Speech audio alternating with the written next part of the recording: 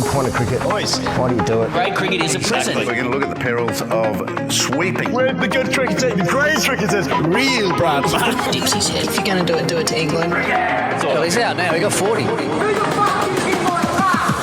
Well, what the hell was that? The most chaotic start to a summer in living memory, or as Monty calls it, Oliver Twist, with England committing one of the all-time hatchet jobs on themselves. Australia as a nation barely believing what was happening in front of our crow's-footed eyes. The arrogance, the hubris, the messaging, the eternal build-up was all for this. If Russell Crowe can get Joe Rogan to wrap his head around Test cricket, then surely we can have a go at deciphering what the hell this was. Sunday, bloody Sunday. Where's my cricket on the telly? We saw you cry on the telly. As Uzi books himself in for an early tea time, Kratz bags 10 and 1 under on the back nine the day before. Travis Head scores 100.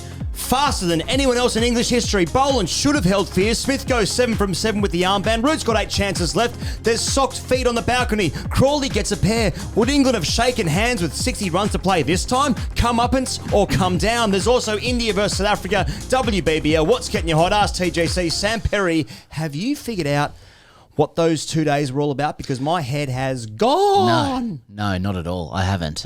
It was an exhilarating, stupefying test match. Australia's up 1-0. That makes me feel good and safe. What are the main thoughts? My main thoughts are that there is a mania at the heart of baseball, that test cricket, like life, throws up different questions and situations. But for baseball, the answer is always the same. The answer is to double down. There is something unsettling about watching England play Test cricket. I can only imagine what it's like being an actual fan of these coats. One day watching prime West Indies play, thinking you're about to scale Everest and do the thing that no one's been able to do for a very, very long time. If England were to win the Ashes away, it would trump all of the wins Australia has over there because they don't have the thing for a long time. Yep. And then the very next day they conspire to capitulate to, frankly, their most humiliating defeat in history.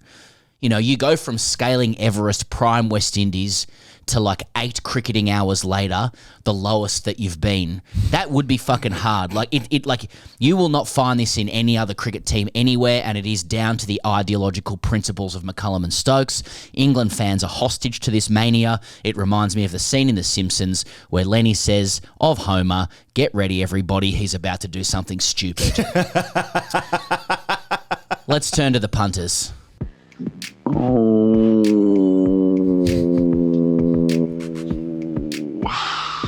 Daddy, I want to win the cricket in Australia.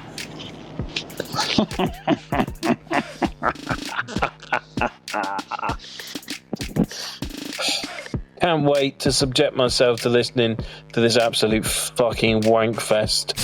Oh, fucking Kratz, fucking Class, fucking Travis Head. Same shit, different fucking series. Oh, fucking terrific. Day-night test coming up. Fucking Starc with a pink missile in his hand. Probably be lucky to get the fucking 20. Useless fucking cunts. Fuck us, 5-0. Omicron needed now. Send the boys home. How can I, through squinted eyes at 4 a.m, as a weak milk bottle Englishman, tell the next recover drive played to Scott Boland on 6th stump will get you out? How can I tell that in England if they can't tell that after watching it happen 3 fucking times in Perth? Lads, let's put it away. What the actual living fuck was that? You selfish, stupid, vibe-based morons. It's a 5-day game. Stop trying to play golf. You know what's getting me hot, boys? It's how up their own fucking arses this whole England team must be to think that baseball's not the definition of insanity. National disgrace. Just as well I'm Scottish. 5-zip Aussies. Fuck off. Boys, what's getting me hot are these limp English content creators acting like they think what just happened was funny. No, you've been going off for 6 months. You look like a fool. Suck a fucking ding-dong cunt. Not so much what's getting me hot, more so what I think might be getting the Barmy Army hot under the collar. There might be just a little possibility now with a few extra days on the way to Brisbane of a little stopover in Thailand. You really have to wonder how much of Bazball is Baz validating his own reckless career. Because we all know he used to throw his wicket away half the time for New Zealand. Any Kiwi fan can tell you that. Oh, Brendan McCullum, you've built this dream team to come save us. He's given us so much hope. Fuck right off. Scrat and fucking Servo Sunnies have just dicked your entire nation. Pants down, cock out, fuck off. Cunts. Yeah, I told you it was aggressive. There's a couple of visceral thoughts post test match, just a TikTok test, you know, sub 2 days, getting it done. I don't know, mate. Now there's Athers and Nas doing their brilliant show, and then there's also this. So there's options out there at the moment. You know, people just gorging on the Ashes and the content they're in. Not a lot of cricket so far, I must be said, or just the same amount, just condensed, I guess. The punter certainly has options, and you know, if you're an Australian fan or you know, an Englishman into cuckolding, then yesterday was just one of the great days for gorging on content. You know, as an Australian, that was one of the days where you can freely scroll Twitter and just look at the quote retweets. You're reading every article from both sides of the fence. You're enjoying Indians getting involved, talking about our decks, whilst they're getting pantsed at home by the World Test champions. And, you know, Australia didn't play great probably, but you've just had one of the great Sundays without a ball being bowled. So, you know, Christmas is here, baby. Oh, some people might like to watch cricket, but I guess it's done. I guess the game was done. Yeah, online wars for me. I did, yeah. A couple of England reactions here. Athers said that this defeat was surely the most ridiculous and traumatic of any in Australia in recent years. Vish, this might be the worst one. Brody, you just wanted to close your eyes for 10 seconds and just hope it wasn't true, what you were watching. I like it when Brody turned into Ben Affleck outside his house with a cigarette whilst Doss is roaring in his ear. Well, and there's Brody with his Dunkin' Donuts just having a smoke. Many of us have been there. You know, fair fucks. Hey, great to see everyone in Perth. Yeah. The night before our first live show, the night before with Mike Hussey. Fantastic to have a full room there at the Astor Theatre, 1,000 view. Checking in with the greats. And thank you so much to everyone that came. We're so excited to show you the new jokes that we've been writing the last little while. Tim Payne will join us on stage night before Brisbane Test match, which now feels like a month away, but we cannot wait to see you guys. And then, of course, Adelaide, and then Melbourne, then Sydney. The only show with tickets available is night 2 of Melbourne. There's literally like a handful of tickets left. The number is somewhere between 0 and 20. So if you want to come along and you haven't got a ticket yet, Ferguson Neal is our guest. Tickets at greatcricket.com, where you can get everything you've ever needed, TGC related, and some things not. I don't know what that means, but it just felt good to say. Now, we are the number 1 sportsbook in the country, because sure, why not? Have you started your Christmas shopping yet? Probably not, but you know, if not, then this is the book for you, or this is the book for the special someone that you know one thing about. Mums, sisters, brothers, dads, aunts, uncles. This is the book for the kid that you're a little bit worried about. And by kid, I mean, please don't buy this book for anyone under the age of, let's say, 17. You can get a Booktopia in Australia or Readings internationally. Either way, go to the website, greatcricket.com, click on the links, and you can get your copy before the Christmas rush. There's a lot of ideology about cricket out there at the moment. Yeah, spot on. Isn't there? You know, a lot of people are putting forward a set of principles as to how to play the game. We're putting forward our own. It's a keepsake. Keepsake. Right? We've been calling that for a long time. Yeah, it's a keepsake about when cricket was good and the principles that sat underneath that of Australian cricket in the golden years. Now, in the same way that Bazball right now will be deconstructed, and I'm sure at some point in the next couple of weeks it'll be lauded. That is for sure. Yes. That is how it goes. Yes. That is the roller coaster of it. There are a lot of... you can critique the principles within our book as well, and psychologists would, and doctors would, in particular. mental health practitioners. But it's an information exchange and it's there. This is all about, I mean, there's a big conversation around world cricket, particularly when Australia or England plays, about how are you meant to play cricket, okay? That's what Alphas, Champs and Chop Kings is, right? Greatcricketer.com if you want that. Now, record numbers for Patreon, Pezza, for TGC Raw. Now, with such a long gap between drinks, a test match not starting for a week and a half. Is it next Wednesday? Yeah, next Thursday? something like that. Whenever it starts, I don't know.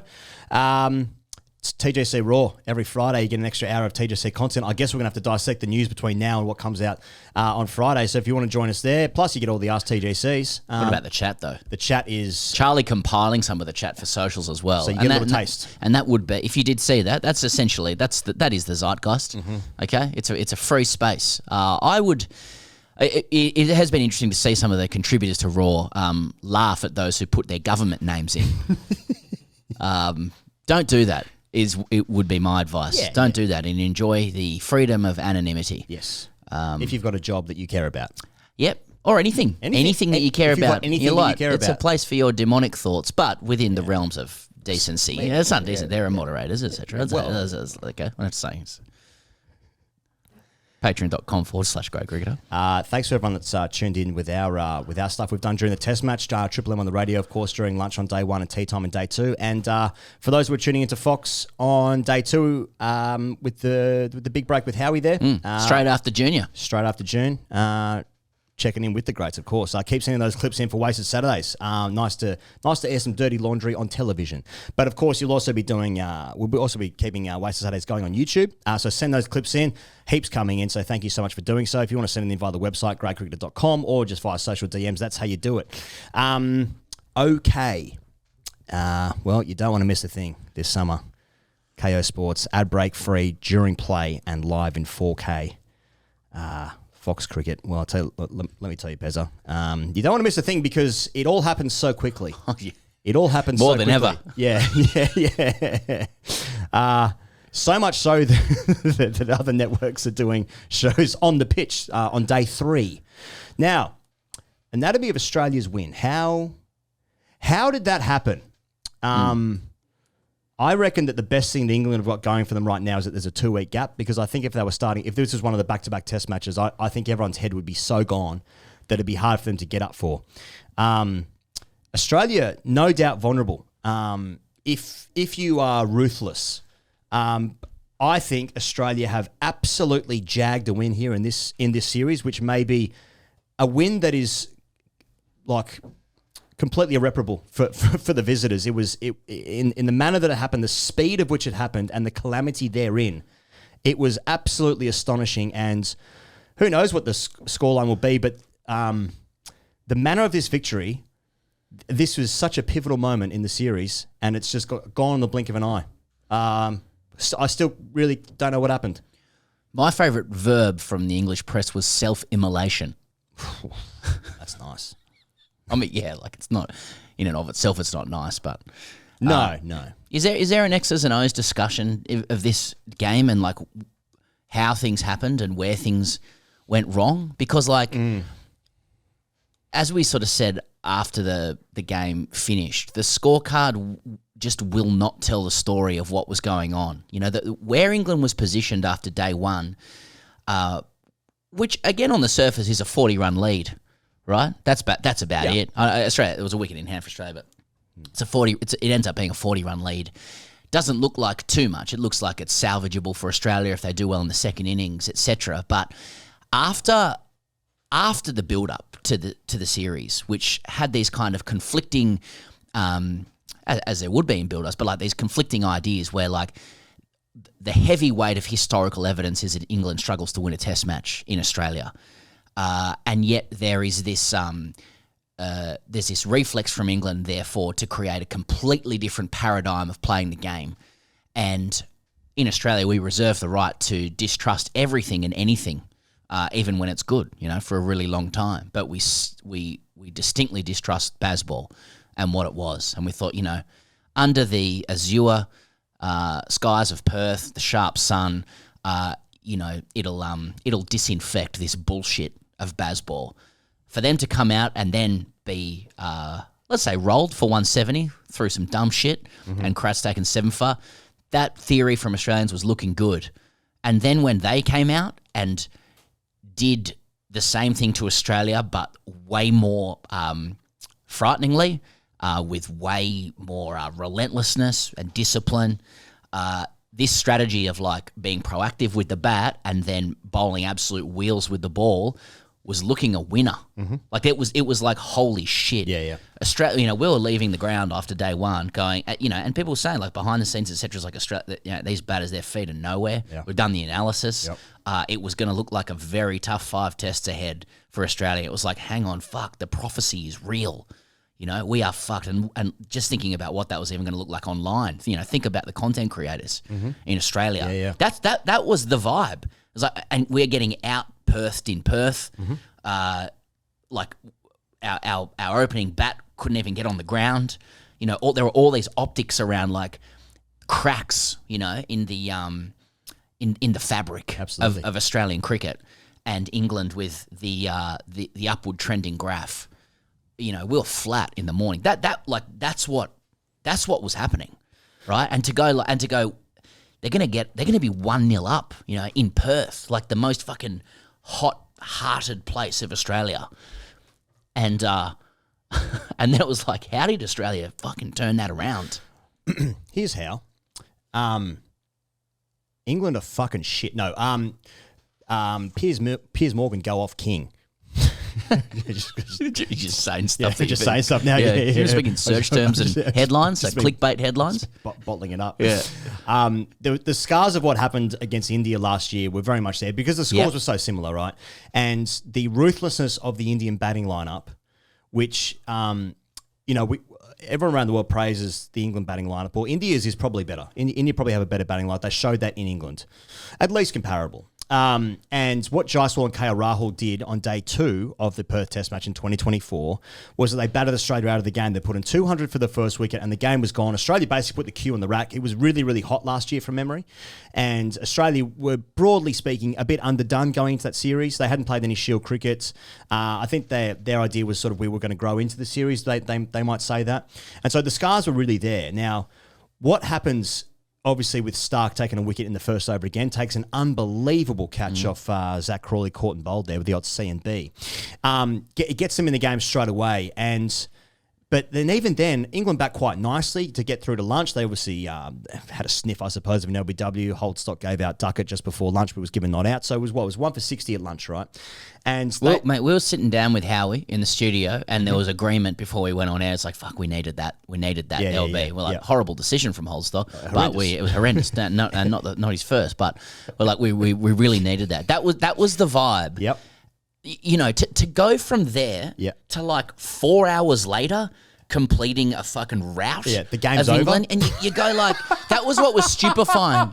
Exactly. You know, and like like I want to give flowers to Australian players first. They're not just these like they're not just the Washington Generals where England's Globetrotters decide if they're turning up or not. Yeah. I mean, like Scott Boland is a very interesting lightning rod for the baseball ideology. I mean, like people have been fucking contorting themselves over there to talk about how poor he is, how overrated he is. You know, like it's just like the more sensible and consistent you are as a cricketer, the more you stand against what they're about, the more they're going to teach you, you know, that you won't be part of the revolution. And he was absolutely copping it from the English. I actually thought in the first innings he wasn't bowling the way we usually see him bowl. I thought he was just searching for to pitch it up. He went searching for wickets, which is what you got to do in Perth. It's not really him. He's more of a back of the length into the deck guy. But he's got the new cake. He's bowling full, and they took full freight really of him. Now he gets a slightly different scenario with England, basically 100 ahead, 9 wickets in hand, and he goes back to the bowling that we know. And he's what he gets. He gets rid of Duckett, he gets rid of Pope, he gets rid of Brooke with like good deliveries, poor shots in the case of Pope and Brooke, who should have, you know, like, I mean, Pope should have been out about 15 times before that anyway. And it's basically three wickets like on the bounce, and Australia's fucking back in the game. Kratz then comes in and gets root, and all of a sudden the whole thing's flipped on itself. Now, like, those shots that some of those guys played, in that circumstance is just like, it must be so maddening for England fans because, like, of course we're all wise after the fact, but there is evidence to point to the fact that, like, late day 2 in Perth is when the batting gets great for another day. It's just like, what is it about the lack of fucking frontal cortex in England cricket? Like, you cannot play for the future. You must play for now and now only. I can only guess that they adjudged that what they were going to do was score 1 million runs at 10 and over, put the absolute fucking afterburners on, and drive Australia into the dirt that way. You know, I'm not going to sit here and say, like, bat properly, etc. But it's just like, if they go into that final session with just some wickets in hand, like to do some damage, it's a completely different game. But instead, the ego, you know, like this team is built on 100% ego and no brains. It had to force itself, like it was it had to impose itself and its principles on the game. And all that does is, if you have this these principles that emphasizes all-out attack at all times, all you are doing is enshrining inconsistency into your game. Like, if the answer to every single question and problem is attack, you are guaranteeing inconsistency. And that's what's happened in this game. I'm just trying to figure out the X's and O's. And when Boland got into a scenario where he was allowed to, he hit that fourth stump line a little bit back of the length, and he tempted guys in the shots, and it changed the game. So it's fair fucks to Scott Boland. Well, I would say as well that whilst it was a good spell, it wasn't an unplayable spell of bowling. He was obviously bowling to a plan that England were fucking stupid enough to just press on with. You know, like, I mean, I could not believe McCullum talking about Travis Head after the game being a guy that was batting with total conviction. Like, it was a message to his team to just go even harder. I mean, the absurdity of it is mind-blowing. He said this, we won't be changing our blueprint. I mean, this is fundamentalism in the face of evidence. You know, like, India would not have lost that game. South Africa wouldn't have. New Zealand wouldn't have. You know, England have good cricketers. They do. They are bringing over a much better side. I mean, Michael Vaughan said this. He's convinced that they have the tools and they have the players to be competitive out here, and I completely agree with him. I mean, they were so far in front of the game for, ball for 170, hard to say, but let's say it's like almost 75% of the game. They do not need to play like this. Like, this reckless gay abandon is fucking ridiculous. I mean, the only way they know how to win, it seems, is to win in the most extreme ways. Bowl first on roads, chase whatever, create chaos, you know, come over the top, come from behind, do something remarkable. It is, the entire thing is egotistical, maniacal megalomania.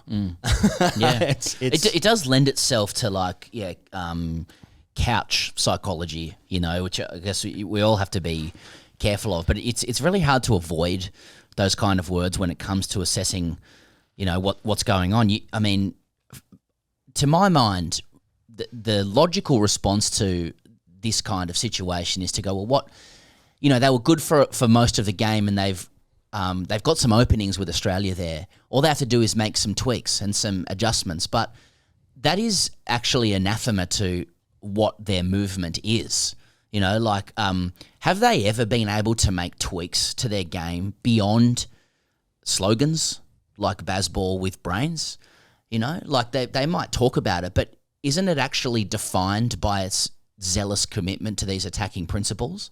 You know, and when I say that, like, I understand the allure of it as a fan. I mean, I think Australians have enjoyed Ange Postecoglou's work as a football manager, for example, who has a similar commitment, really, and it throws up some incredible moments. But, you know, over the journey, it has proven itself at high levels to be unsustainable in the league context, you know, when you're not in just certain moments or knockout tournaments or whatever it is. Right. And I think this is the same thing here. Like, you know, there's now like this cacophony of noise and like a raging, crashing symphony of people saying, like, this is fucked. I'm completely maddened by their inability or unwillingness to recognize that, like, an actual like variables, right? And instead they're just going to go, we're just going to block out the noise. We're not going to play like pink ball cricket in Canberra. We're going to go and play golf, you know, like, and presumably to them, like, it'll make victory even sweeter, you know, because there are some people who still don't get it, you know, like, I don't know. I'm torn. That kind of approach might make them good to go for Brisbane. I mean, you know, maybe it's just one of these things where it's like, they don't give a fuck, and they're just going to go to the next game and go, well, maybe it'll just come off, and they'll just get ahead and win. That's why I think the gap is going to help them, because when I think about, I still believe that there'll be a game in this series where England get the right conditions, the right moments happen for them, like in the pink ball, right, where they could be batting at the right times, bowling at the right times, etc., where they can win a game in Australia by 300 runs. India beat Australia by 280 runs in Perth last year. It can happen, and the way that England play, things can just all come off together. It's such a momentum team, it feels like, although they had the momentum in this game, so I don't know what happened there, but it can certainly come off. But over the course of 5 test matches and away from home, I mean, they are so far back in the series now, winning 3 of the next 4 games when they've won 4 games here this century. Hard to see, but the reality is that the players will turn up at a different ground on a different day, and they all just start again. And we saw what England bowlers can do, for instance, in the first innings, when the execution and the desire and the energy and the skill of the England bowlers was absolutely tremendous. It was too much. It was too much for our batters. And it was frightening. And so, we'll get into what the chess pieces might be moved for Australia, how they can navigate that. Talk about that in a moment. But yeah, it was England's. We said if they don't win this game, when are they going to win? I mean, it just seems to me that it's more important that they impose their personality on a moment than relevant tactics. Like the personality and the identity is the most important thing. That is the highest priority. I mean, so if you actually analyze their strategy for a game, they have no interest in time, in the currency or value of time in a game, whether you're taking it out of a game or whether you're playing to optimize your circumstances later on or anything like that. They just live for now. The response to any problem is to double down, is to go in harder. It's purely born of ego the whole time. It just feels like when you watch them bat, even guys who look incredible, Harry Brook, perfect case in point. The guy just smashes it. You know what I mean? Yeah. He seems to have so much time. He's got so many shots that he can play. But you're like, he's gonna on decks that are offering something. Yeah. He's gonna go. Because he's unwilling to adjust. Yeah. Everything has to be extreme all the time. It's like anytime the opposition is doing something extreme, it's as though Stokes goes, no, I have to be doing the most extreme thing in this situation. It must be. Oh, it's great to watch from our perspective, but they're bored by time. They get bored by things that require those really old school values of patience and accountability and discipline and things like that. Well, I was saying this at the end of the day too, I think it was, but because I was trying to wrap my head about what we're all seeing, right? And I think so much of it for me personally, my experience was I actually don't enjoy watching them play, and I don't say that in a one-eyed, impassionate plea for how good Australia is, although, of course, I am doing that at the same time. It's just I don't enjoy the lack of balance between bat and ball and the chaos of all of it, where something needs to happen all the time because you're fucking bored. Test cricket doesn't need saving in Australia, right? And that's the whole ideology appears to be based on how do we get more people watching this thing. And at the same time, we have covered some amazing England wins where they've chased, 380 and 400 and whatever, and they put on 500 a day in Pakistan and stuff, and that's all exciting. But there's such little substance to this thing, and when I watch it unravel, it's I like that my team's taking wickets, and then Travis Head goes out and whacks them, and they're all a bit lost, and it's just a humiliating defeat for my main rivals, right? But the actual game itself, I actually don't enjoy it. I actually don't enjoy the way they are trying to play cricket. So I don't know if that's just a me thing, but that's sort of been my experience of this one test match, which to be fair lasted 10 minutes. So I don't know, maybe things will change, but it's what it is ridiculous. It's really strange to watch a team. I think we've said this at another time. The principles are so they're so enshrined. They're so heavily set that every player has to kind of play the same way, and it makes it's funny how different teams and their coaches use the resources around them. The zeitgeist in Australia around this stuff is you do you kind of we want a balance of personalities. People can be who they want to be within the team. I'm sure that there's some kind of conformism that's needed within any kind of team where you're buying into consistent values and stuff like that. But with McCullum, it seems like everyone needs to be like him. You know, everybody has to be doing a version of how, as we heard our Kiwi friend say earlier, how he, played cricket. Now, obviously, we're just piling in right now 1-0 down, which is the smartest thing to do. Yeah. I'd imagine. Yeah. But the truth is that the major theme or subtext to these Ashes is what is the right way to play cricket, and you come here with your baseball and stuff like that. We have our own problems with cricket. The fact that we watch it 3 weeks a year or whatever, then go back to footy. I mean, I think the major clip around at the moment is that I think Alex Carey used to have a footy career, but so there's plenty of problems here as well, which we definitely would have got into if Australia had a bad second day. But still, it's we did it. We did at the end of day one. Yeah. So if you want to watch that, But that's sort of my frustration as well in terms of England. England do have good players, but they're just trying to string it together for however many days this series goes for. 15 days. Yeah, I think we'll probably feel the same. Probably feel annoyed on behalf of England fans. Is you just had us. You just had us. Yeah. In the fucking best position that you've had us for 15 years in Perth. There was symbolism at its heart. Our aging team was showing creaks, and your attention deficit disorder and mania just let us back in. Yeah. And then we will get to Heady and all of that as well. But I think their own principles let them down after having done so well. Yeah. Particularly with the ball. That session that they put together and the way they bowled to Australia, the way they bowled Australia out, some of the best bowling I've seen in Australia. As we said, last year with Bumrah, it was just one guy, which was really special. But these guys doing it as a pack, it left me feeling like Australia's got nowhere to go. They're in really big trouble, these Ashes. And then their own team has conspired to completely unravel it. It must be, oh my God. Infuriating, yeah. I mean, especially with the times of people waking up to get up for the Ashes and being so excited for the series, etc. That's before you get into the people that have come out here for, various stages of the series as well. But what was I going to say? Something about that bowling. Yeah, Jofra, for instance, 2 for 10 and then 8 overs, I think was his first spell. And that's another thing. They've batted for 65, 67, 68 overs in the entire match, right? So the bowlers gave it everything that first, the end of the first day, right? I mean, it was so special. Cast, his speed was up. Wood was 150s. Jofra was kissing 150 as well. And the thing isn't that they have to bowl again in 30 overs or whatever. They're actually batting again in 20 overs. Yep. So they're actually back in the game, expiring more energy out there. And you can see how much their pace was down. I mean, Mark Wood on day 2, his first ball was 138 Ks. Jofra came back for a spell on day 2. His first ball was 129 Ks. It slowly gets up, but it never got to 150 again. It got into sort of high 130s, low 140s.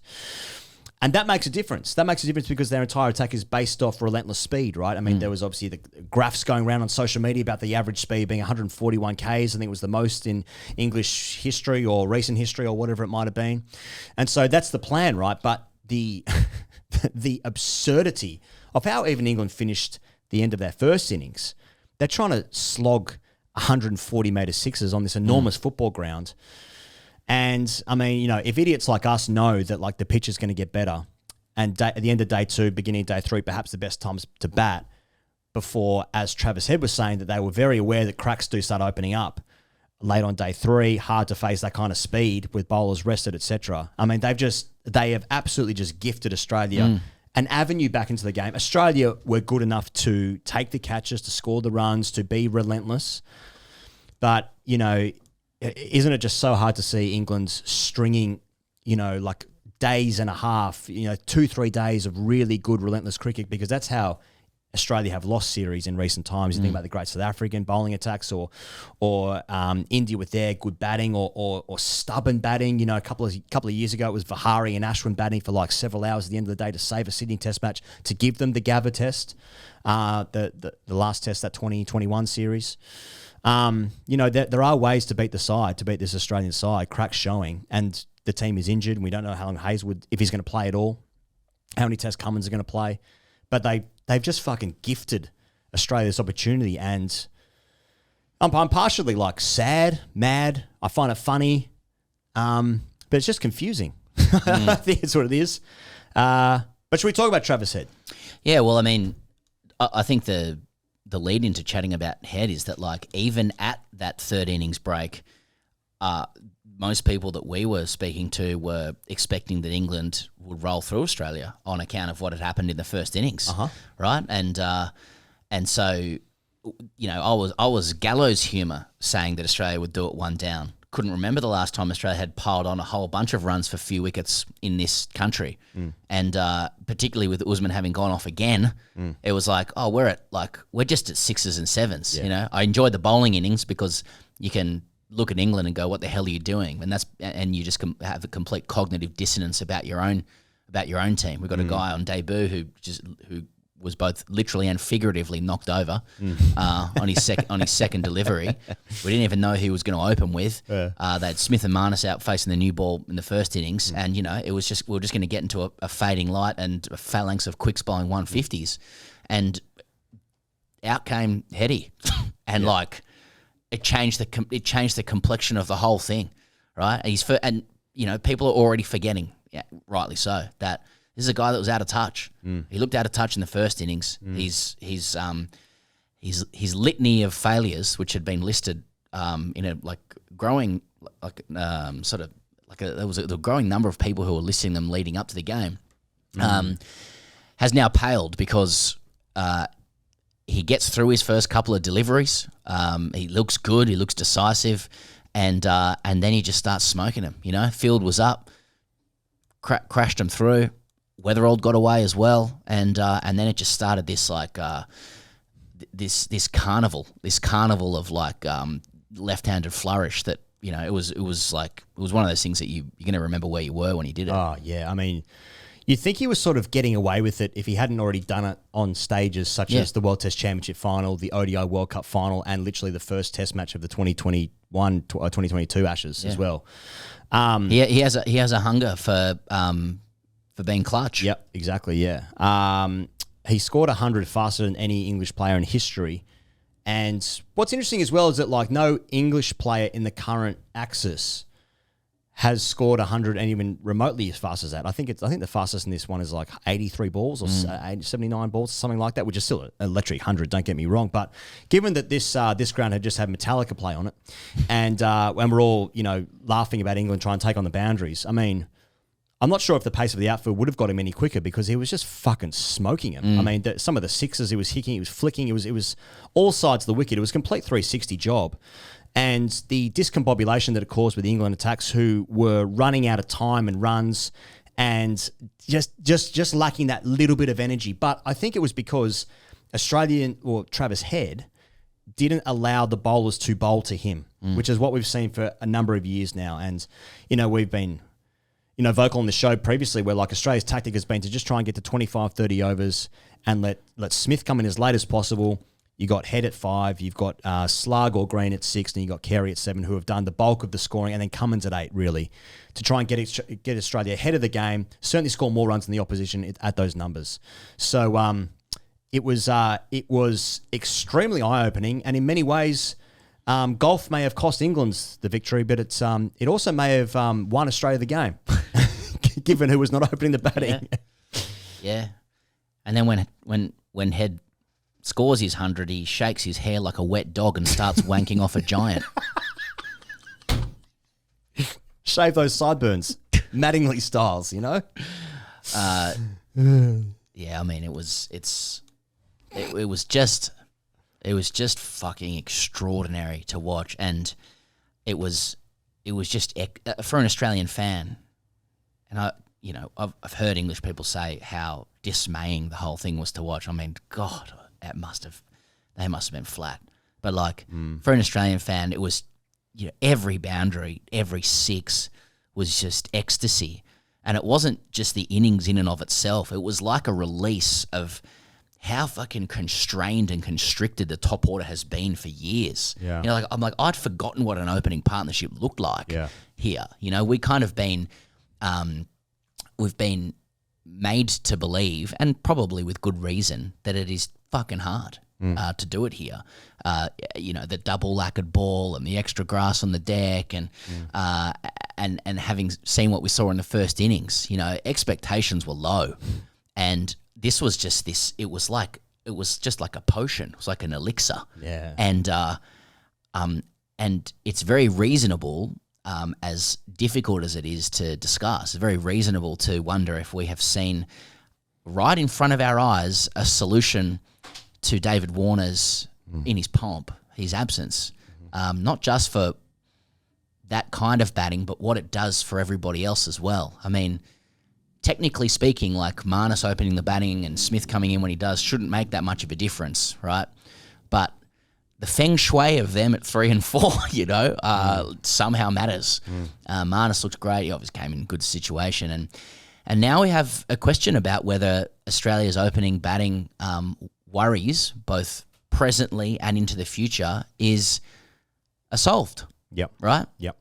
I'm getting the impression in the 48 hours after this that there are a few different views on it. Yeah. Andrew McDonald's spoken to some writers and he's made some cautious remarks around it, to kind of suggest that, like, we are open to head in certain circumstances, like a second innings and etc. So it's sort of saying it's good and it was historic innings, but he's non-committal on whether it's like, well, there are no fairy tales in sport. Usman's injured, he's aging, and we have a guy willing to do it. And probably the most surprising thing about the conversation thus far has been Travis Head saying immediately that he's been pushing for this. Yeah. Yeah. Because to me, I was like, the one thing stopping this being the solution, which would bring Green to 5, which people have wanted, and a bigger number of people available to play in that 6th position and hit the ground running, has been whether Head wants to do it at all. So for Travis Head to be out there publicly saying, I've been keen for a while. It was interesting. I have also heard people going, that's horseshit. but that would make it even more crazy. Yeah. When I watched Uzi, we all watched Uzi walk off the ground so gingerly after attempting that catch at first slip, where it was, a metre or so over his head. It was sad, is what it was. Is there a walk that makes you look more old than with your hand on your lower right back? Having been there myself, I've done my L5, S1. Don't worry about that. So, he's 39 on day 2 of the Adelaide Test. Mitch Starc was playing golf with him the same day and had 38 points towards his 41. Probably. I believe you're not to say 41 points now. You meant to say 41 Stableford points. He had 41 Stableford points. In reference to, of course, Dr. Stableford, who invented the point scoring system. I never knew that. Oh, yeah. Oh, yeah, mate. Yeah. It's like Duckworth Lewis. Yeah. Scott Boland was playing as well. How many Stableford points did he get? Ronnie was playing as well, the coach. Yeah. I can't remember. But, so Starc takes 7 for 50, and he's good to go. Yeah. Golf was good for him. Golf was good for him. So it is confusing. Now, Usman has played 85 test matches and averages 43. Yep. And so I guess what I'm talking about here is how hard a call this is, because with someone with that record, he's 43, he averages 43, opens the batting, he's played 85 test matches. I mean, it's not like great of the game territory, but that is a really, really impressive record, right? And so you're basically retiring him, which he's been very coy about. He has said that he wanted to make it to these Ashes and to retire at the end of the Ashes, but then at the beginning of this series, he sort of hasn't really been talking about that. So I don't know if that's gone away. He's been talking about everybody else's position. And then he's been selecting who he wants to open with, etc. And then the optic of how this unfolded into Travis Head creating a way for everyone to be freed up. And then you start seeing like, okay, yeah, so Slug could get back into the side at 6. You could have Inglis at 6. You could have a younger guy like McSweeney at 6. Renshaw's obviously scored a right time runs 100 with a pink ball as well for Queensland. He's had a great start to the Shield season. I guess what I'm saying is there are now many other options, and it's like Uzi. It's like has his utility with the Australian side expired? Has it been served?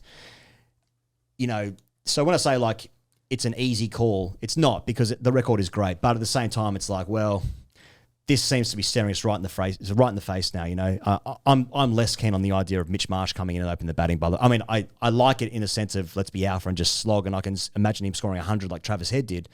And it's the Bison, so it's more height and width in the gully. Let's get 18 gully fielders in. But I mean, how can you really go into thinking about what if Australia bowl first in Adelaide? Uzi against Jofra Archer with a pink ball at 8:30 at night in Brisbane. Well, I mean, come on. The line appears to be that they're willing to consider Heady as an opener in specific surfaces, which is actually not much of a policy change from prior to this Test match, where he's become the opener in the subcontinent, in Asian conditions, for example. McDonald said in these quotes today that he gave us an example of like when the surface suits, like for example, in deteriorating surfaces, where it's conducive to front-ending runs, right? So I'm like, okay, so he's good to open in Asia. He's good to open in deteriorating surfaces when you're front-ending runs, and it would appear, given that end of day 2 was pretty good surface, he's good to open then as well. So what other surfaces remain? Is it like, do you know what I mean? I mean, it is staring us in the face. Yeah. To my mind, there is a simplicity of thinking to it where it's like, and look, it is necessarily complex because we're just guys in a studio, right? We're not dealing with personalities at play or whatever. But like, we have seen something work, and we've seen a model of batting against England. It is a specific situation; they're chasing a low score, etc. But every batting situation has a specificity to it, Right. But we've seen it, and it does join up with Steve Waugh's challenge to George Bailey around tough calls. I think I'd be curious as to their reasoning if they choose to revert. That's all I'm saying, and I don't think that's an unreasonable or unfair thing to say. It's never pretty. It's not a pretty thing to say. But to me, a really decisive part of this is his head being quite clear 5 minutes after having taken the pads off that he was pretty up for it. That's Now, of course, like what's happened. So what happens now in every innings that he opens the batting, he scores 100, and then Marnus is freed up, and then we just score like 1,000 every time, right? It is the ironclad law of cricket. Is the last thing that happened is the thing that will happen forever. So the frustration will be that Head opens the batting in Brisbane, bats at the wrong time, gets a great ball from Gus Atkinson, caught at third slip, and is like, now we've wasted him because he should have been coming in at 5, where he's averaging 47 or whatever. So that's wasted now. Yeah. So there'll be frustrations there. But I think it solves another problem. Anyway, it seems to strengthen the rest of the team. It does. Oh, look, it does off the back of 100 off 69. That's right. Yeah. Like to make them a more cricket case for it. It's not so much that that was a special innings that will be remembered forever. It's one of the greatest innings in the history of cricket. So his stocks opening the batting are going to look good, and I don't think he's going to do that every time. He might. Me sick. Yeah. Drop Usman off Head 120 off 80. Yeah. Do that. I think it's actually more how his style of play was able to knock England off their equilibrium, whereas the former style of the Australian players, which is to like overs into the legs, let's get through, let's try and defend, etc., and grind our way past, didn't look good in contrast. So it's more the question of like, does that more aggressive style of play suit Australia in these specific set of conditions against a team bowling 150s that are going to want to pitch the ball up early to Head rather than just go for the jugular as they do later on. So yeah. I don't know. I guess we'll see. Yeah, that time will tell. Mitch Starc has 412 wickets, Pezzo. He's about to pass Wazim on 414. What do you reckon Mitch Starc averages with the ball in Test cricket? As sort of a strike bowler, Johnson, Lee, they average in the 30s, I believe. Mitch Starc averages 26. He's got a 6 as a second 26. one now. I'm liking that. 26. Can we get him to a 5?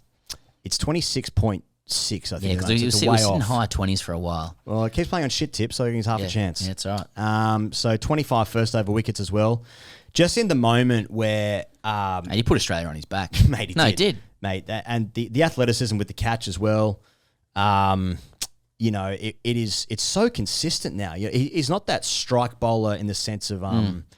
Cummins is almost a strike bowler previously where, like, when you need a wicket, he comes on and gets one. He's not mercurial. He hasn't been, like, in the sense that it's just like, it's like it's going to be incredible or it's going to be piles of shit. Yeah. Low slinging arm again. It's not going back. He's got the wobble seam now. He's spoken about how he wished he had that in the locker a couple of years ago. I mean, it's fucking extraordinary what's happening. I mean, and in that moment when you've got Boland struggling at the other end, you've got a debutant, you've got Green who's managing loads, I presume. and Lyon only bowled 1 over. So, like, you know, how critical his performance is. I mean, that's why this team, very difficult to beat at home because there are some really, really good cricketers playing. He's an all-time great. Yep. Starc. And that's not like a massive call. I think a lot of people overseas think that about him as well. I mean, the number of times he's just destroyed the hearts of overseas fans, you know, it's countless. And he is getting better with age. I mean, this is, you know, you mentioned Khawaja's stats earlier, obviously, with lives and statistics, 43, averages 43 over 80 tests, you know. Interesting to see what it might have been the last couple of years. You know what I mean? And that was the case against Jimmy Anderson as well when they got rid of him. It's just like, if you look at his stats as an overall, you'd be like, incredible. Yeah. And they are. And that's how he should be remembered. Yeah. Right? But in the last couple of years, it was not that. Whereas with Starc, it's getting better. You know? And so it's nothing but flowers. And, I mean, I do purr and coo at the same time at the genetic athleticism of the thing. It's Olympics. Olympics. Thank you. Nothing more needs to be said. We spoke about Barrel getting into the series. That seemed really huge for him. Should we talk about Doggett? 5 wickets, all with sniffs, which is a role he's never played before, I'd imagine. Cameron Green usually bowls a sniffs. He bowled 1 over and bowled a full toss while Ollie Poper kicked it. Yep. So I don't know what's going on. Loads. Can I be now just start playing fantasy in my head? Sure. Sisters, me just watching. Now, on top of that, I don't... Okay, what am I saying? I like Nisa in the 11 somehow for the pink ball stuff because I like the extension of the batting. You know, like when Kratz is coming in at 8. We have a police siren sound effect here. Yeah. So Doggett's played fantastically and contributed and gutsed out. You know, got some extra runs in the first innings with Lyon. I think it was like a handful. But like, I suppose I can still see holes in the side. Look, Doggett's not a hole. I'm just saying like. Nisa control. I want Cummins back. Well, there's that as well. Oh, yeah. Me sick. You mean possibly the best bowler in the world? Me sick. Yeah. Me want Cummins. He's hot. Can me have Cummins? Me want Cummins. No, I mean, you know, you got all these people with. All right, let's have fun now. You got all these people with like fucking like pearl clutching over like. High performance, fitness and conditioning stuff that they don't have a fucking clue about. Yeah. Going like, might save him for Adelaide. Actually, blah blah blah. And like, man, I've seen it in the nets. It's quick. Let's get a couple of miles into the leg just to make sure it doesn't break down. Fucking good to go at the Gabba. 1-0, drive home the advantage. Have a break after that. Get us to 2, Pat. Have a break. We'll see you at Boxing Day. Fucking play on. Slip on a tuxedo. Exactly. Go do what you got to do. Go see your kids, but just fucking get us 2-zip and get us really roaring. Because we've gone early at 1-0. We're very early. Call your Jets, boys. Big time. Yeah. I actually think one upside of the way England plays cricket is like they're so predictable that they won't give a fuck about what's happened in this game, and they'll be like this, like they're already doing it. They're saying like, well, look at the way Heady batted. All we got to do is do that, and then we've got 11 of them. No, but they will. They'll just go to Brisbane and be like, let's just do the same thing, and that maybe it'll come off for them. Yeah. So, well, Joe Root's their best batter and has been under the axis. I mean, I think he scores probably the slowest, yet he remains the guy with all the runs, and like the entire team bats around him. So if they target him, then he'll struggle. Anyway, I want Cummins. Yeah. And then what? Just be like, thanks, Brennan, Cummins, Boland, Starc. Hoff comes back for 1 test.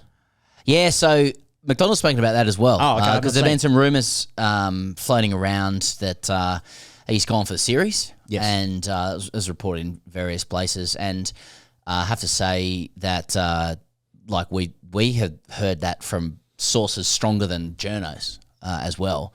That he was pretty cooked. But McDonald's come out and said that he doesn't know where people are getting that information from, and that they are subject to his rehabilitation. They are expecting him to play a role in the series. So at least whatever that means, at least that puts some kind of timeline on him. So Hazelwood may be available at some point, which is different to like take him out the back. Yes, glue factory stuff. Yeah. Well, so we're picking the team now? 11 days out? I think so. Team you want? Yeah. The only change would be Cummins for Doggett. What are you doing with Uzi? Oh, yeah, that. Yeah. No, he can't. I mean, let's see. Yeah, I saw a suggestion he could bat 3, and I was like, that's not for me. Look, yeah, for me personally, Aussies, that's the end. That's the end, unfortunately. I can't believe you said that. I know, what a cunt I am. And then 6 is probably Slug. I don't think you need the extra bowling. I just think he's the guy that's deserved his Slug over Inglis, just pound for pound. That role. You don't need his bowling. Yeah, look, that's really tough. Yeah, I think I'd just go Slug because I think he's I don't know either. proved it. I like that. I like that's the choice of who to play as the batter. Yeah. So, Green looked fucking good when he played. Really good. Yeah. Yep. Played a shit shot to get out, but we won. So, if Aussie does play, if they do pick him, I'm behind him 100%. Of course. And get behind the boys. Yeah, 100%. But yeah, I also think I just saw an opener. I think I saw it. I think I did. Yeah. Yep. And as we've said, because that's the last thing that happened, that will be the thing that happens now. That's what happens now. Well, if Hetty nicks off opening the batting for a very low score or nothing, fucking hell, GB. Yeah. Fucking head on pike. So, how bad was that for England, do you think? You want to go back? You want to fucking reverse the truck over that again? I mean, sort of. Yeah, I guess we started there. Yeah. Would you reckon it was a lose the dressing room type of loss? No. These guys have. You reckon no one's in there thinking This is the movement. They have not come this far to start going like, you know what? Let's just make a few tweaks. This will be like. There's only one answer. It's to double down, and it's that all the people who make the noise are wrong. We're not playing pink ball cricket. We're playing golf. Shut it out. This will be one of the most beautiful victories. I am leading you to the promised land. Yep. This will be the greatest victory in the history of sport. It's the same sentiment as Waco. Who's doing drinks? That's what I'm worried about. That's. But I mean, it flips and flops so much. Like that's the only thing that's really in England's favour here. So it's what we set up for day one. So it's like England might let us back into the game. I doubt it. I think they're going to score 1 million. But maybe next time they just will score that 1 million. I think most people have said that prior to the series. They're going to fuck on Australia at some point. Why not next game? Yeah, sure. You can catch all the action live on Kayo Sports or with ad breaks. With no ad breaks. You can catch it all with ad breaks. No, you can't. You can catch it all with no ad breaks. Even if you wanted to. If you want the ads, you can't. You can't get it. You can't get it during play and then 4K. Pez, last week we were discussing the VB's new campaign. Pez, I've actually got a couple of tins behind me. Of course you do. The laws of cricket on the back of the VB cans. Now, we were talking about the moral quandaries last week, and we are asking people to write in. You can go hello@greatcricketer.com and get your moral quandaries in.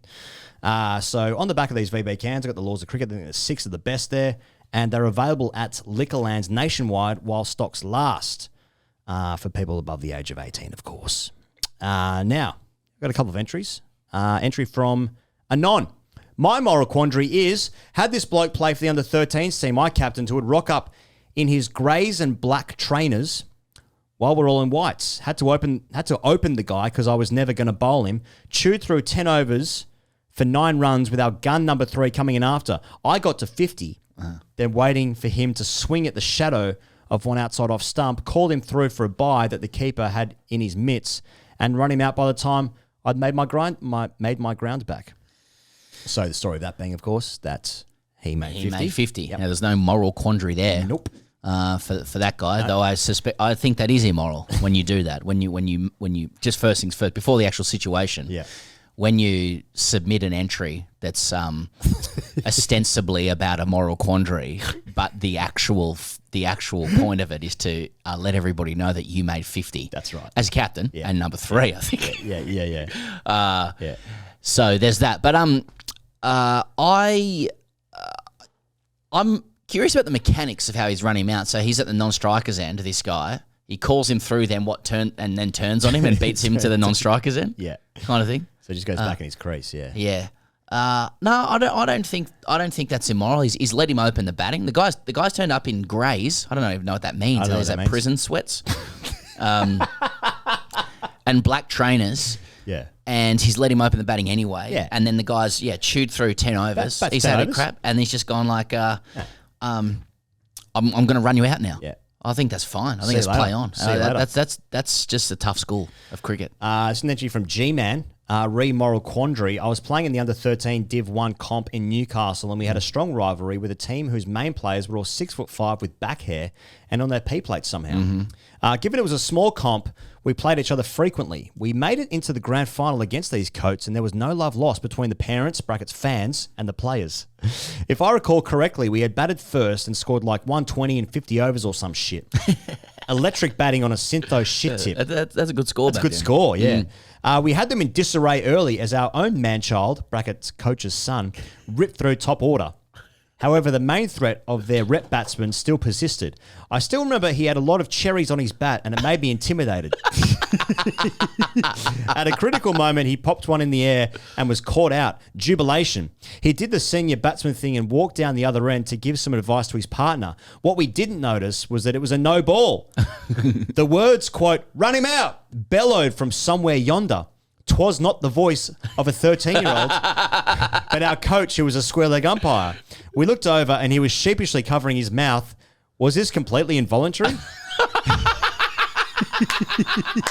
Chaos ensued, and other parents came onto the field to give him a spray.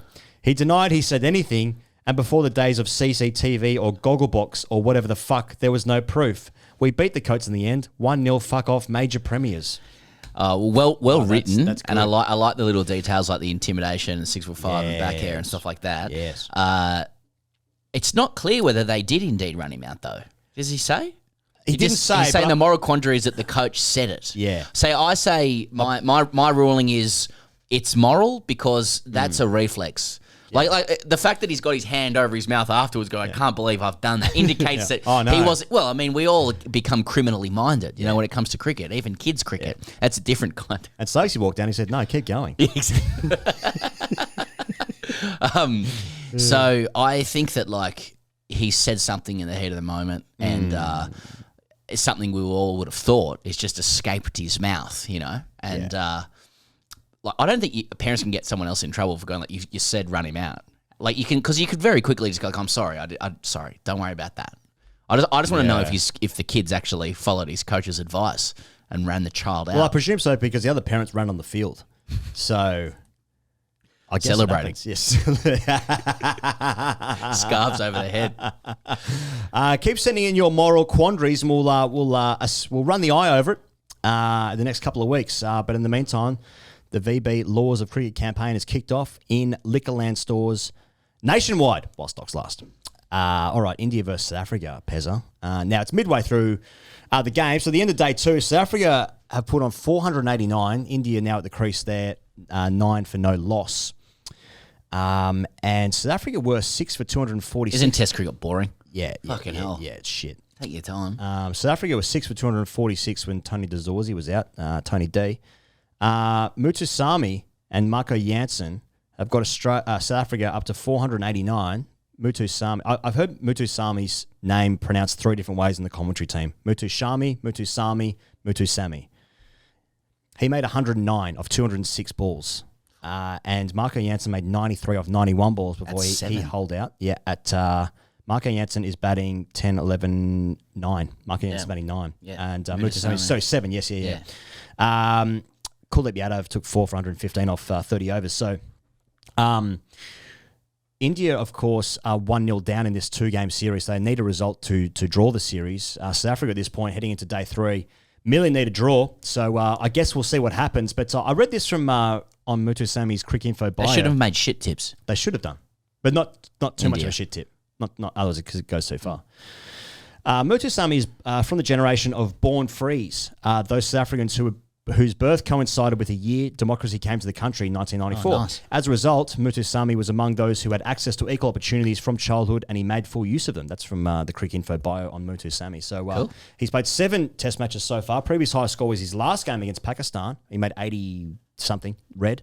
And this innings gets South Africa into a really, really strong position. So, midway through the test match, always good to make sweeping statements. But fuck South Africa. Well, South Africa knock us over in the WTC, and then looking like they're going to get a serious victory in India. So it's almost a case of who hasn't got one, which you go the Kiwis and South Africa.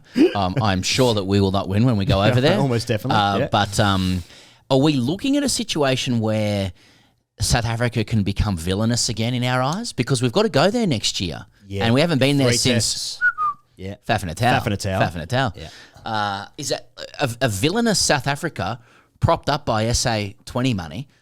Who's is that I mean that's good for the game. That's nature is healing stuff for me. I don't think it is, but so and this is why I'm supporting South Africa in this game. No other reason. Troubling times when I'm looking at the names on the batting card: Markram, Rickleton, Stubbs, Pavuma, Dazorzi, Via Mulder, Mutasami, Verena, Janssen, Harmer, Maharaj, likable as well. Oh, I thought you were going to say troubling when I know who they are. Because I'm the same. I think because I'm reading the scorecard. No, well, I mean, I'm like, for the last couple of years, I haven't recognised shit from these coats. I mean, we did meet half of them. Which one are you? Yeah, after they beat us.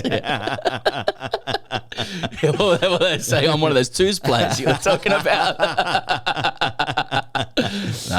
Likeable as well. This is a... For now... So can we confect them? When can we confect them into villains? I mean, Temba Bavuma is the most dignified captain in world cricket and well performed as well. Mm-hmm. Who are the cunts? Yeah, who are the cunts? Let us know, South Africa. Yeah. South African fans, let us know. Let us know. Let us know. Don't have us come over to see you next year and not have any cunts waiting for us.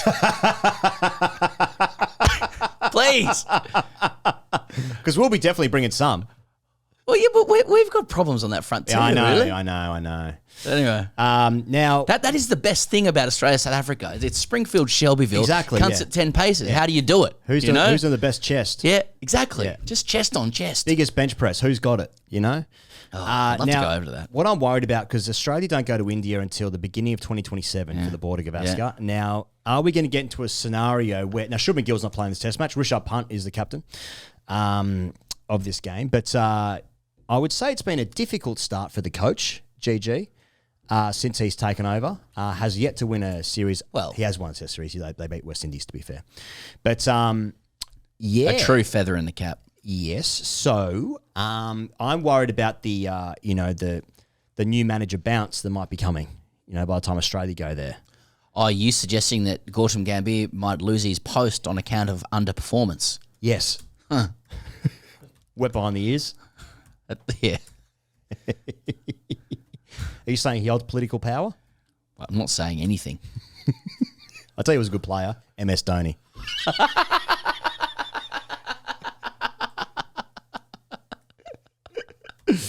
Anyway, Aussies don't speak about their shit tip pitches. That's true. In fact, when they get a pitch like this one in Perth, they were saying how good it is. That's what people have been saying, how good it is. Yeah. It did. I mean, it did get better, but still, 19 wickets on the first day. Talk about in pitches. Racist. Yeah, usually in India, when they prepare shit tips, they actually get better to bat on as well.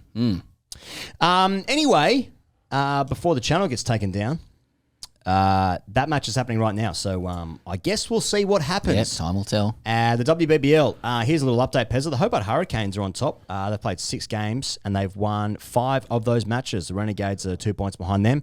And last is the Brisbane Heat, who've played 5 games, haven't won shit.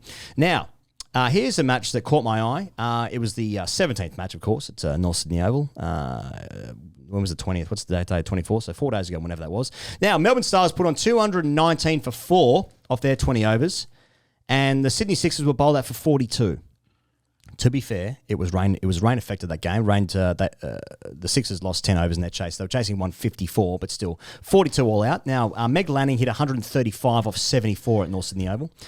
The Stars 219 is the third highest score in the tournament's history. The Meg Lanning's 135 is also the third highest ever score in the WBBL. Lizelle Lee's 150 and Grace Harris's 136 are the only two bigger. 22 fours and 4 sixes in the knock. Meg Lanning, of course, retired from international cricket. That was 2 years ago now.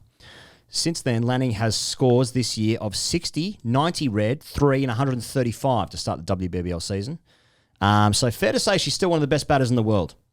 Now, in the chase, in knocking over the Sixers for 42, Kim Garth took 4 for 3 in 2 overs. Sophia Dunkley, Elise Perry, and Elisa Healy in that mix. Sophie Day picked up Ash Gardner in all of that as well. So there you go. The Melbourne Stars now push ahead of Sydney Sixers in the table. That's what's happening in the WBBL. It's going on every night. Pezza, before we get to AskTGC. Oh, now we're talking. Smith Optics Australia, where you can use the code FAST and you get 25% off your order. Big week for Smith. Big week for Smith. Okay. So inside the Smith stable, as everybody knows, is the bin lid, Travis Head. Right. But also inside the Smith stable is Kratz. Also inside the Smith stable is Barrel. Okay. So, is he? Yep. Barrel's in. Barrel's in. I can confirm here, Barrel's inside the Smith stable. Okay. So basically, like the three key players for Australia in this game, Boland being the one who turned it for Australia, who cracked it open. Oh, yeah. They're all inside the Smith stable. Now, it just means that there's 100% correlation between Smith and being awesome. Cricket Australia should make it compulsory for the players, right, obviously. Mm-hmm. Now, a lot of Smiths were moving. They moved a lot of product during Heady's innings. Okay. Right, to be honest, people understand the sliders. They're getting the sliders in there using the code FAST. Yes. Now, one problem that we've got, though, is that if you type into Google Travis Head sunglasses, the Oakley coats have been outbidding them on Google for the search terms. Travis Head sunnies. Okay. They're Smith. They're Smiths. They're Smiths. They're Smiths. Headies with Smith. They're Smiths. Right? So they're trying to flog lookalikes. Oakley are the BCC and I and Bazball rolled into one. I'm told.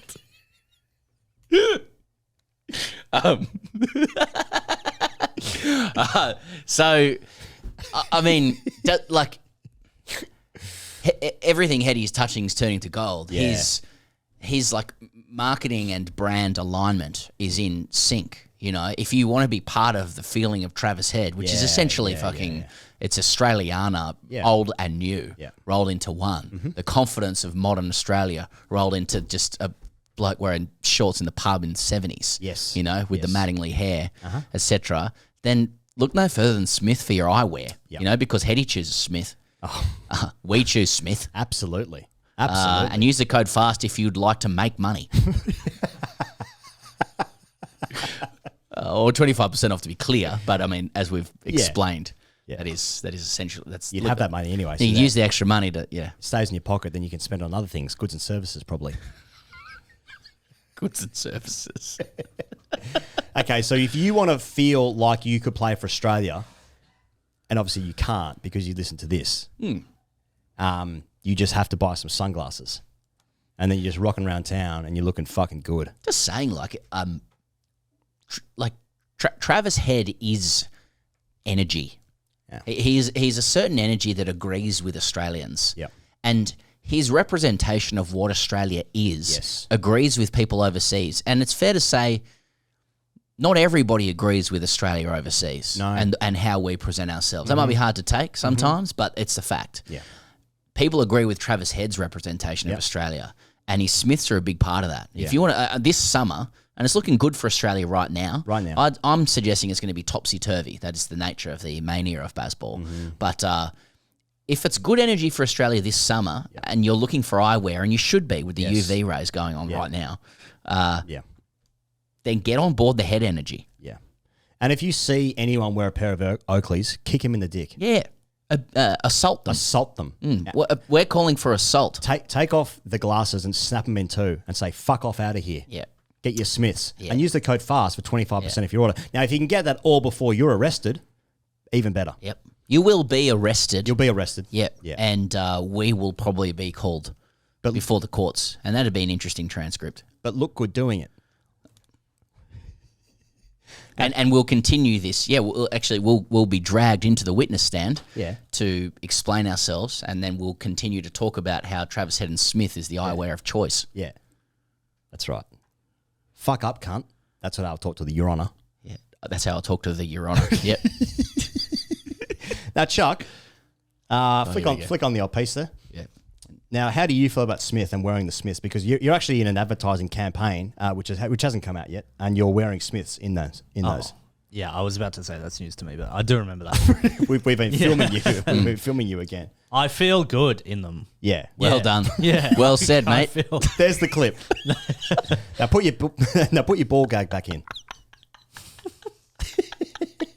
I feel good in them. No, well done. Well done. Your Honour. Chucky. As I was walking through the crowd of people leaving Optus Stadium. Yes. To set up our recording. Yes. They did inevitably. Yeah. yeah. Take one. Yeah. Take one. Yeah. You do get some looks just wearing them. Oh, good. Yeah. So if you're not into that, maybe avoid them. But if you want to be looked at. If you want to keep a low profile. Yeah. If you're on parole, perhaps. Yes, You know, I mean, like, people can't really understand it, particularly if you've got it on audio. But Charlie was doing his tight little 2 minutes there and camera switching at the same time. Yeah. To get the different reactions from us. That is DJing. Yeah. All right. And narcissism. Yeah, I liked fucking Dr. Phil here from both of us today. Yeah.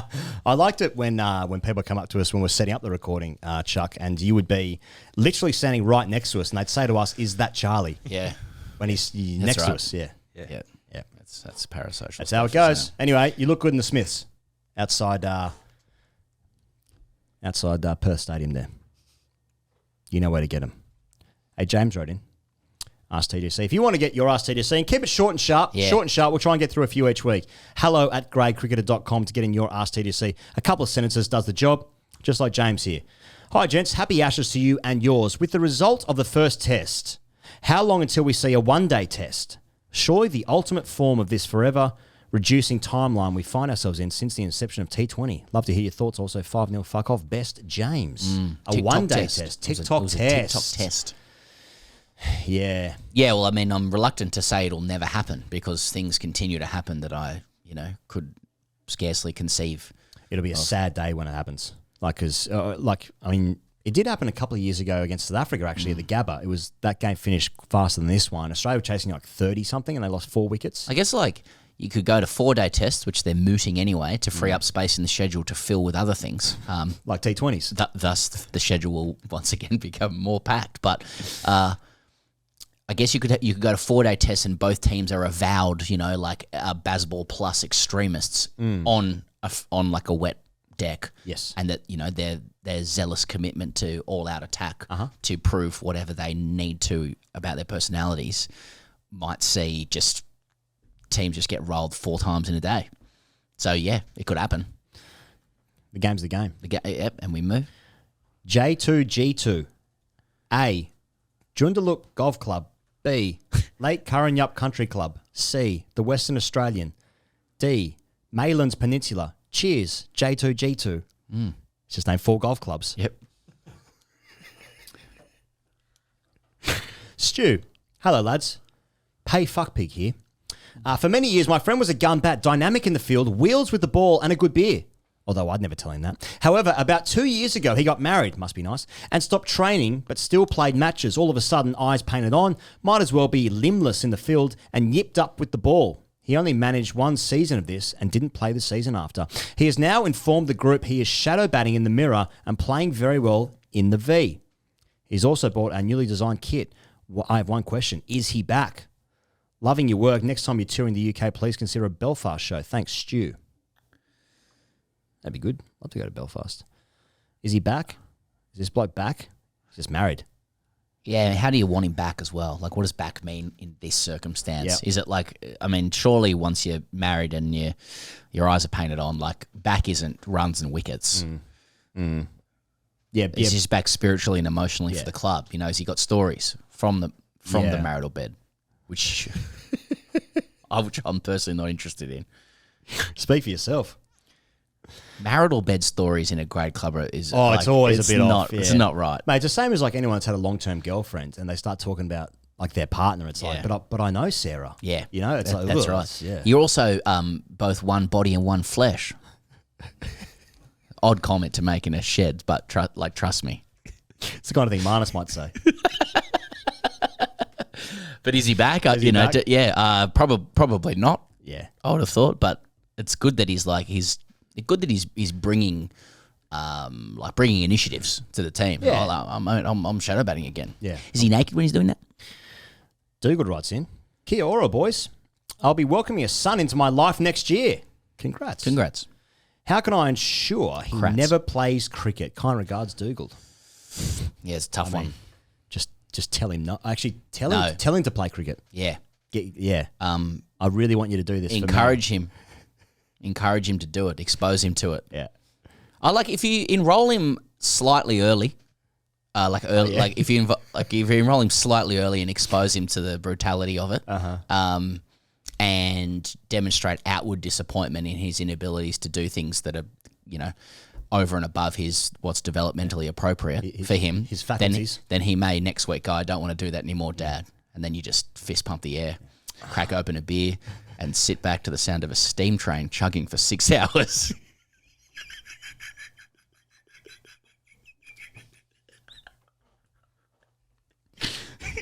I'm going to wrap this one up as with Will. Hey boys, just wanted to give you a heads up that Jack Weatherald won't be walking out to bat with a Kookaburra, Gray Nichols, GM or any of your mainstream sticks. He uses a JK because while playing first grade at Adelaide Uni, a bloke in the thirds called Jack, who Weathers had obviously never talked to or even looked at, kept telling him he made bats. He made bats. Eventually, Weathers gave in and tried one.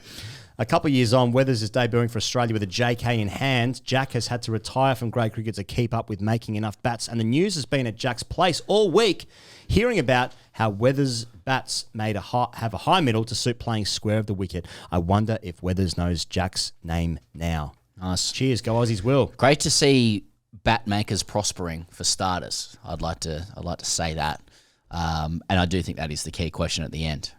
I love the idea that Weatherald is batting in a grade game and someone's just yelling at him, I make bats! I make bats!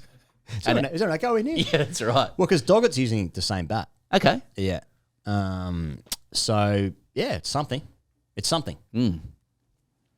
That's a good little morsel. Wish we could have raised that with Jake. Yeah. When we were chatting. Do you know who this bloke is? Yeah, exactly. Now, you could just test him. What's his name? He's using a JK bat. The guy's name is Jake. Yeah. What's his name? Couldn't tell you, mate. Couldn't tell you. The guy who makes my bats. Is it a bloke, is it? All right, that's the show this week. 1-0 Australia, I suppose. If you want to catch us more this week, you can go to Patreon for TGC Raw coming out this Friday. Patreon.com/Great Cricketer. Otherwise, I guess we just figure out what we're going to do with our lives. But see you again real soon. Goodbye.